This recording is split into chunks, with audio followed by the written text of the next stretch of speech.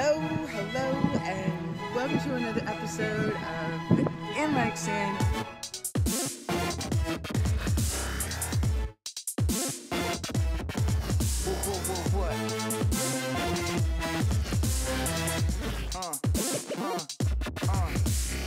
Everything I do is brand new.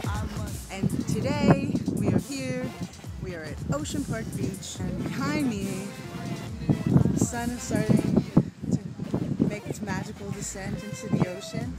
After work, I jumped in my car and headed to the west side to get there in time for the sunset. To fully understand the history of Ocean Park, we start in 1875. George Merritt Jones, an industrialist, builds the Los Angeles and Independence Railroad. Santa Monica and LA were finally connected. He also builds a wharf 1,740 feet into the bay. A few years later, Abbott Kinney, a wealthy manufacturer of cigarettes, decides this area of South Santa Monica, known as the township of La Bologna, would be the perfect place to build a summer resort for physical and intellectual renewal. He builds the first pleasure pier and boardwalk, along with a golf course and horse racing track. Soon after, the Crystal Springs Bathhouse and Plunge built a pier near Pico Boulevard. It was easy to spot because of the red-roofed Rendezvous Ballroom. And it also had the Nate Goodwin Cafe, a place where Charlie Chaplin and Mary Pickford hung out. In 1895, Abbott Kinney renamed the area Ocean Park. In 1903, Kinney's partners built a casino. And in January of the next year, Kinney meets with Gage, Fraser, and Merritt Jones to dissolve the Ocean Park Development Company. After winning the coin toss, Abbott Kinney chooses the undeveloped, marshy property to the south with big ideas of building Venice of America. With Kinney out of their hair, his former partners go wild. Fraser builds a lavish bathhouse and the Decatur Hotel. The oceanfront begins to take on a metropolis aspect.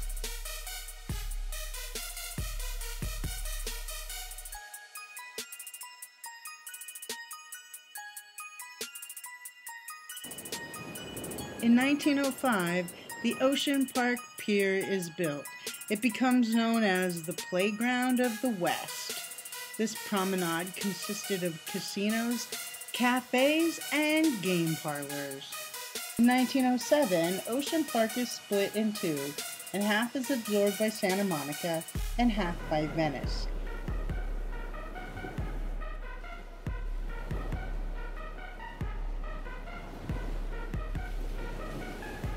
But more piers continue to pop up. Kinney's Pier is built, the Horseshoe Pier is built,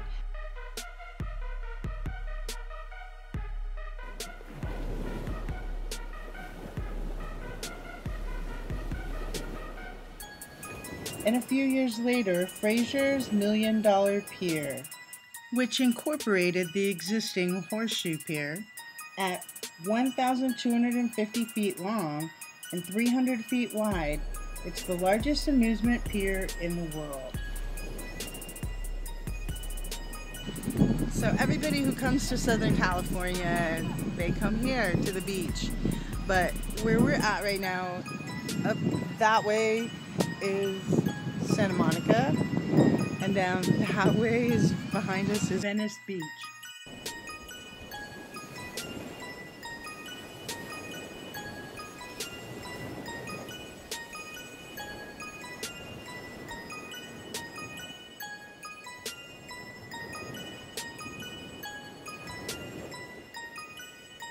Five years later, in 1912, Fraser's $1 Million Pier burns, but he rebuilds what he believes to be a fireproof pier in 1913, and it becomes known as the Pickering Pier. There's still a little more story to tell, but isn't it amazing that they fit all that in this space and there's nothing here now?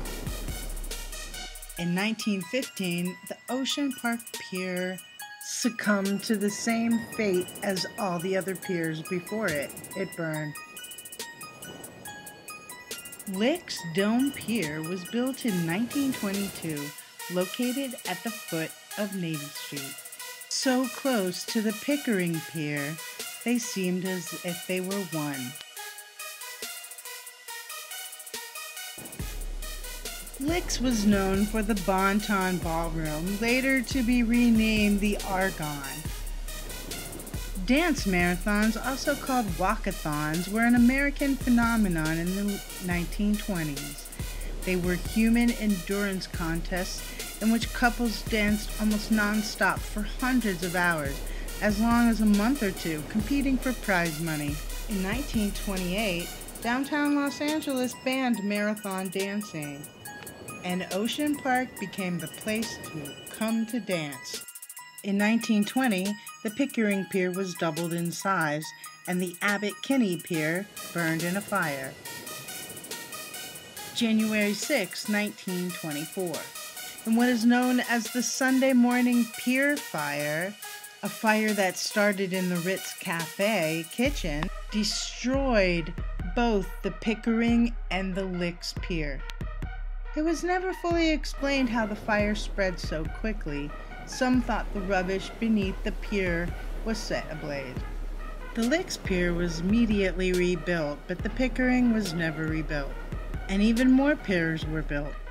The Sunset Pier, the Venice Pier, and Venice of America. The Sunset Pier was seized in a bankruptcy in 1929. 1930 through 1935 was a dead zone as everyone dealt with the Depression.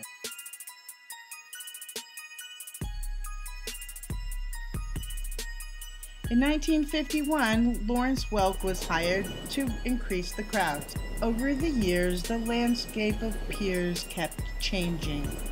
In 1957, they began to convert the decaying Ocean Park Pier into the POP, or Pacific Ocean Park, and it opened in 1958.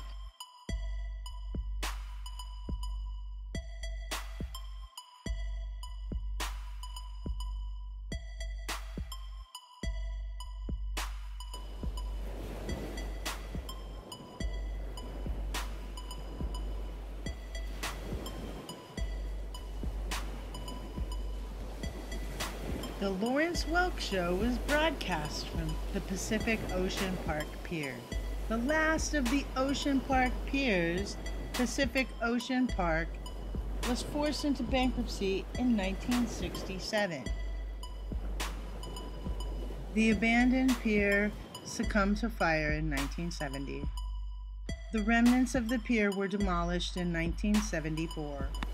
And that, my friends, is the saga of Ocean Park.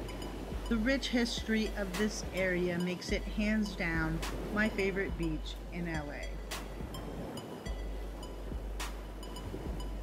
Gorgeous. Alright, I want to say thank you to everybody who's been here through the whole season. This is episode 24, the end of season 1. And don't forget to come back and watch season 2.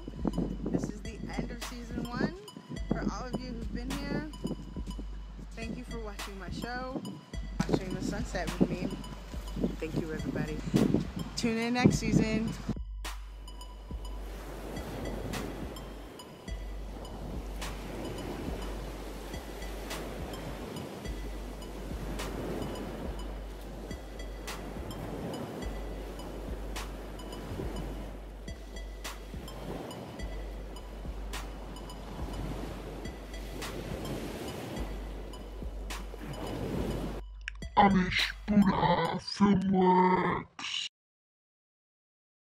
Hey everybody, thanks for watching the video. Subscribe. All the social media links over here are down below. Click subscribe. Look for a new In Like Cyn every Thursday.